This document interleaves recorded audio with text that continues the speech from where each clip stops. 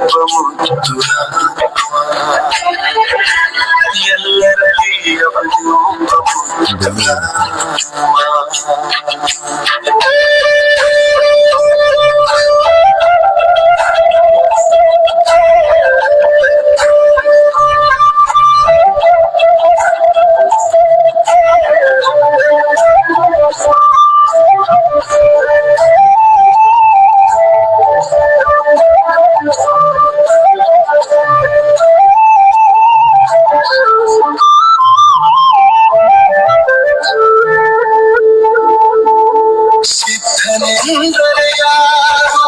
ಮನವ ನೋಯಿಸದ ನೂರು ನೋವನ್ನು ಸಹಿಸಿ ನಗುತ್ತಲಿರುವ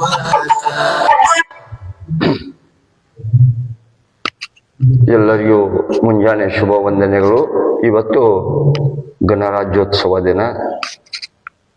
ನಮ್ಮ ಸ್ವತಂತ್ರ ಸಿಕ್ಕ ನಂತರ ಕರಡು ಪ್ರತಿಯನ್ನು ತಯಾರು ಮಾಡಿ ಇವತ್ತು ನಮ್ಮೆಲ್ಲರಿಗೆ ಒಂದು ಸಂವಿಧಾನವನ್ನು ಬರೆದು ಕೊಟ್ಟಂಥ ಇವತ್ತು ನಾವೆಲ್ಲ ಸ್ವತಂತ್ರವನ್ನು ಪಡೆದುಕೊಂಡ ನಂತರ ನಾವೆಲ್ಲ ನಮ್ಮ ದೇಶಕ್ಕೆ ಒಂದು ಒಳ್ಳೆಯ ಸಂವಿಧಾನವನ್ನು ಬರೆದು ಕೊಟ್ಟು ಆ ಉತ್ಸವವನ್ನು ಬಹಳ ವಿಜೃಂಭಣೆಯಿಂದ ಇಡೀ ದೇಶದ ತುಂಬೆಲ್ಲ ಆಚರಣೆ ಮಾಡ್ತಾ ಇದ್ದಾರೆ ಅಂತ ನಾವೆಲ್ಲವನ್ನ ಅದರ ನೀತಿ ನಿಯಮಗಳನ್ನು ಅನುಸರಿಸಿ ನಡಿಬೇಕಾಗಿದೆ. ನಮಗೆಲ್ಲ ಸ್ವತಂತ್ರ ಶಕ್ತಿ ಎಲ್ಲ ಆದರೂ ನಾವು ಬದಲಾವಣೆ ಆಗಬೇಕಾಗಿದೆ ಅಂತ ಒಂದು ನೆನಪಿಸಿಕೊಂಡು ಇವತ್ತು ಓಂಕಾರವನ್ನು ಮಾಡೋಣ. ಧ್ಯಾನ ಮುದ್ರೆಯಲ್ಲಿ ಕುಳಿತುಕೊಳ್ಳಿ.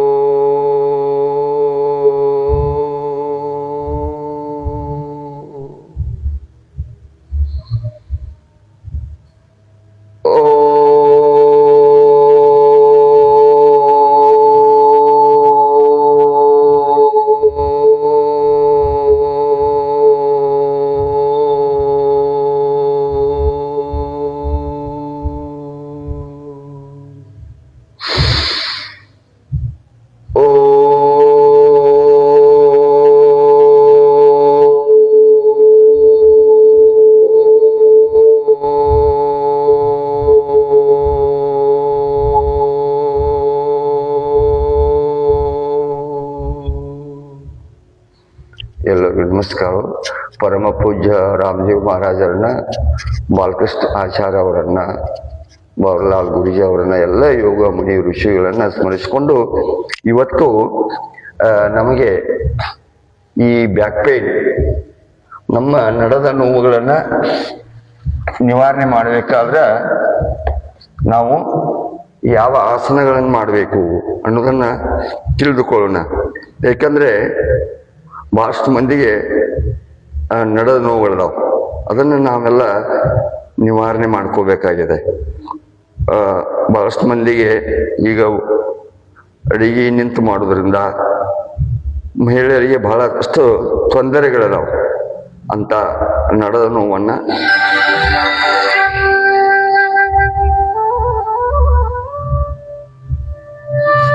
ಈಗ ಮೊದಲನೇದು ಪರ್ವತಾಸನ.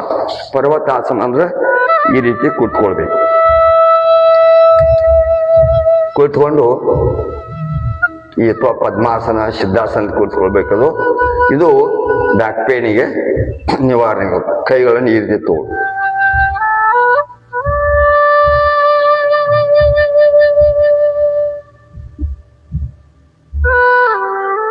ಈ ರೀತಿ ಮಾಡ್ಬೇಕು. ಇದು ಪರ್ವತಾಸನ. ಇನ್ನ ಎರಡನೇದು ಏನ್ ಮಾಡ್ಬೇಕು? ಉಷ್ಟ್ರಾಸನ. ಉಷ್ಟ್ರಾಸನ ಮಾಡ್ಬೇಕಾದ್ರೆ ಎರಡೂ ಕಾಲುಗಳನ್ನ ಈ ರೀತಿ ಮಾಡ್ಬೇಕು. ಆಮೇಲೆ ವಜ್ರಾಸನ ಸ್ಥಿತಿಗೆ ಬರ್ಬೇಕು. ವಜ್ರಾಸನ ಸ್ಥಿತಿಗೆ ಬಂದ ನಂತರ ಏನ್ ಮಾಡಬೇಕು? ಅರ್ಧ ಉಷ್ಟ್ರಾಸನ ಮಾಡಬಹುದು. ಇದು ಅರ್ಧ ಉಷ್ಟ್ರಾಸನ.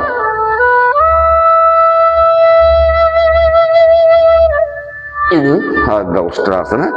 ಈಗ ಪೂರ್ಣ ಉಷ್ಟ್ರಾಸನ.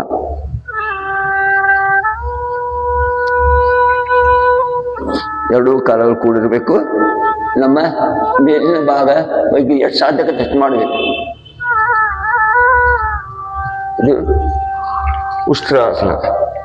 ಉಷ್ಟ್ರಾಸನ ಆದ ನಂತರ ನಾವು ಒಂದೊಂದನ್ನ ನೆನಪಿಸ್ಕೊಳ್ಬೇಕು. ಉಷ್ಟ್ರಾಸನ ಆದಂತೆ ಧನುರಾಸನ ಮಾಡಬೇಕು.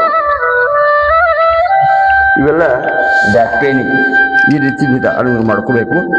ಮಾಡಿದ ನಂತರ ಈ ರೀತಿ ಕೈಗಳನ್ನು ಹಿಡ್ಕೋಬೇಕು. ಹಿಂಬಳ ಹಿಡ್ಕೊಂಡು ಈ ರೀತಿ ಹೇಳಬೇಕು.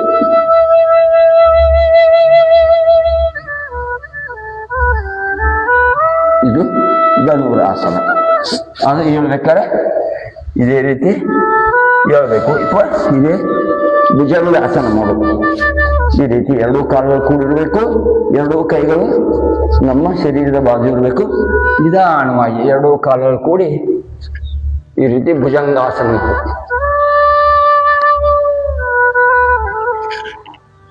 ಭುಜಂಗಾಸನ ಆದ ನಂತರ ಶಲಭಾಸನ ಮಾಡೋದು. ಈ ರೀತಿ ಕೈಗಳನ್ನ ಎರಡೂ ತೊಡೆಯ ಕೈ ಇಟ್ಕೊಂಡು ನಿಧಾನವಾಗಿ ಮೇಲೆತ್ತಬೇಕು. ಇದು ಶಲಭಾಸನ. ಶಲಭಾಸನ ಆದ ನಂತರ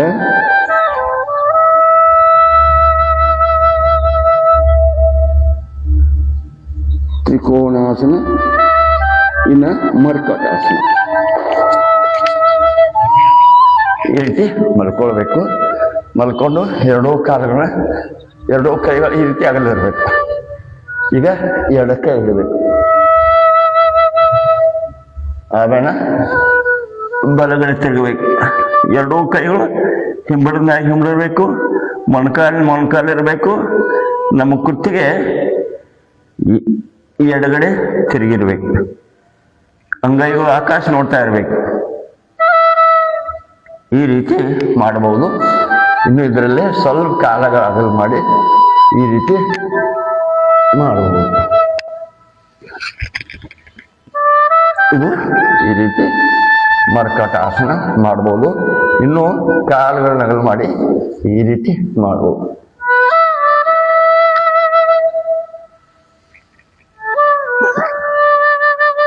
ಇದು ಮರ್ಕಟಾಸನ. ಮರ್ಕಟಾಸನ ಆದ ನಂತರ ಈಗ ಮಾರ್ಜಾಲಾಸನ ಮಾಡೋದು. ಹಾಗೆ ಈ ರೀತಿ ಮಾರ್ಜಾಲ ಅಂದ್ರೆ ಬೆಕ್ಕು. ಈ ರೀತಿ ಮಾಡೋದು.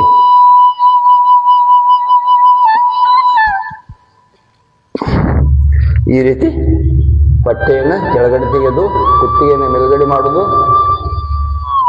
ಇದನ್ನ 5 ಸಲ 10 ಸಲ ಈ ರೀತಿ ಮಾಡಬೇಕು. ಮತ್ತೆ ಇದೇ ಸ್ಥಿತಿಯಲ್ಲಿ ಹೆಚ್ಚಿಗೆ ನಿಲ್ಲಬೇಕು. ಈ ರೀತಿ ಆಮೇಲೆ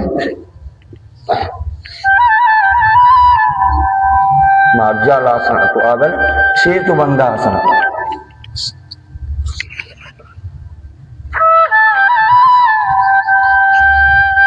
ಸೇತುಬಂಧಾಸನ ಅಂತಂದ್ರೆ ಈ ರೀತಿ ಕಾಲುಗಳು ಮಡಚಿರ್ಬೇಕು. ನಮ್ಮ ಕೈಗಳು ಹಿಂಬಳ ಹತ್ತರ ಇರಬೇಕು. ಈ ರೀತಿ ಎತ್ತಬೇಕು.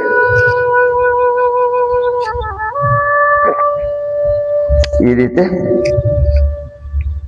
ಎರಡೂ ಕೈಗಳು ನಡೆದು ಕೆಳಗಡೆ ಬರಬೇಕು.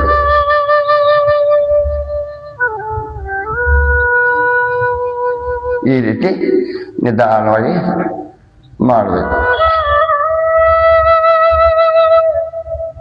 ಆಮೇಲೆ ಪೂರ್ತಿ ಈ ರೀತಿ ಹೇಳ್ಬೇಕು. ಎದ್ದ ನಂತರ ವಜ್ರಾಸನ ಸ್ಥಿತಿಗೆ ಬರಬೇಕು.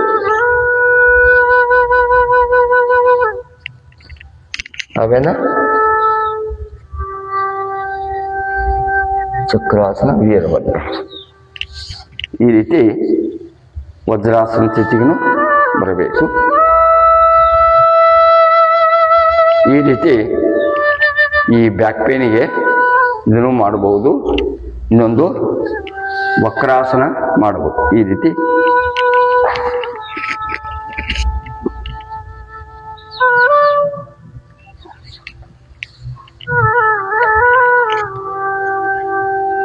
ವಕ್ರಾಸನ ಮತ್ತು ಅರ್ಧ ಮಚ್ಚೇಂದ್ರಾಸನ. ಈ ರೀತಿ ನಿಧಾನವಾಗಿ ಮಾಡಬೇಕು.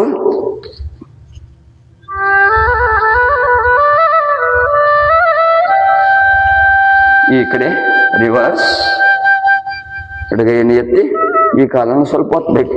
ಈ ರೀತಿ ತಗೋಬೇಕು, ಅಥವಾ ಇಷ್ಟ ಮಾಡಿದ್ರು ನಡೀತದ, ನಿಮ್ಮ ಶಕ್ತಿ ಅನುಸಾರ ಮಾಡಬೇಕು. ಇಷ್ಟು ಆಸನಗಳ ಮಾಡಿದ್ರೆ ಸಾಕು. ಯಾವ್ಯಾವ ಆಸನಗಳು ಮಾಡಿದ್ರು ನಮ್ಮ ಬೆನ್ನು ನೋವಿಗೆ ಅಥವಾ ಈ ಬೆನ್ನು ನೋವಿಗೆ ಅಥವಾ ಬ್ಯಾಕ್ ಪೇನ್ಗೆ ಆಸನಗಳು ಯಾವ ಅಂದ್ರೆ ಪರ್ವತಾಸನ, ಉಷ್ಟ್ರಾಸನ, ಧನುರಾಸನ, ಭುಜಂಗಾಸನ, ಶಲಭಾಸನ, ತ್ರಿಕೋಣಾಸನ, ಮರ್ಕಟಾಸನ, ಆಮೇಲೆ ಸೇತುಬಂಧಾಸನ, ಆಮೇಲೆ ವಕ್ರಾಸನ ಮತ್ತು ಅರ್ಧ ಮಚ್ಚೇಂದ್ರಾಸನ. ಇಷ್ಟು ಆಸನಗಳನ್ನು ಮಾಡಿದ್ರಂದ್ರೆ ನಿಮ್ಮ ಬೆನ್ನಿನ ನೋವು ಅಥವಾ ಬ್ಯಾಕ್ ಪೇನ್ ನಿವಾರಣೆ ಆಗೋದು. ಈಗ ಓಂಕಾರವನ್ನು ಮಾಡೋಣ. ಉಸಿರನ್ನ ತೆಗೆದುಕೊಳ್ಳಿ.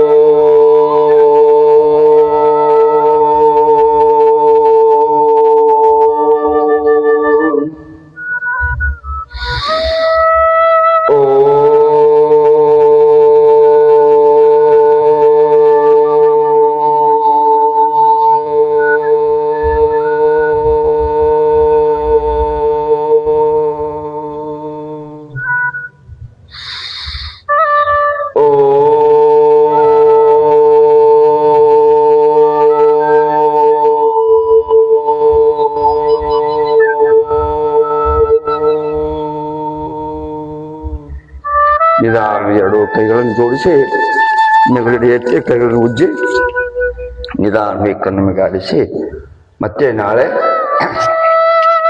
ಬೇರೆ ರೋಗಕ್ಕೆ ಯಾವ ಆಸನಗಳನ್ನು ಮಾಡಬೇಕು ಅನ್ನೋದನ್ನ ಕಲಿಯೋಣ. ಎಲ್ಲರಿಗೂ ಗಣರಾಜ್ಯೋತ್ಸವದ ಶುಭಾಶಯಗಳನ್ನು ಹೇಳ್ತಾ ಮತ್ತೆ ನಾಳೆ 6:30 ಗಂಟೆಗೆ ಎಲ್ಲರೂ ಭೇಟಿಯಾಗೋಣ. ಎಲ್ಲರೂ ನೀವು ಹೆಚ್ಚಿಗೆ ರೋಗದ ಬಗ್ಗೆ ತಿಳ್ಕೊಬೇಕಂತಂದ್ರೆ SKH ಹೊಳೆಪ್ಪನವ್ರ ಫೇಸ್ಬುಕ್ಕು ಮತ್ತು ಯೋಗ SKH ಅತನಿ ಈ ಯೂಟ್ಯೂಬ್ದಲ್ಲಿ ನೀವು ಯಾವ್ಯಾವ ರೋಗಕ್ಕೆ ಯಾವ ಆಸನಗಳು ಮಾಡಬೇಕು ಅನ್ನೋದನ್ನ ಔಷಧವಿಲ್ಲದೆ ನಿಮಗೆ ಫ್ರೀಯಾಗಿ ಉಚಿತವಾಗಿ ನೀವು ನೋಡ್ಬೋದು, ಕಲಿಬಹುದು. ನಿಮ್ಮ ರೋಗವನ್ನು ನಿವಾರಣೆ ಮಾಡ್ಕೋಬಹುದು. ಭಾಗವಹಿಸಿದಂಥ ಎಲ್ಲ ಯೋಗ ಬಂಧುಗಳಿಗೆ ತುಂಬ ಹೃದಯದ ಧನ್ಯವಾದಗಳು.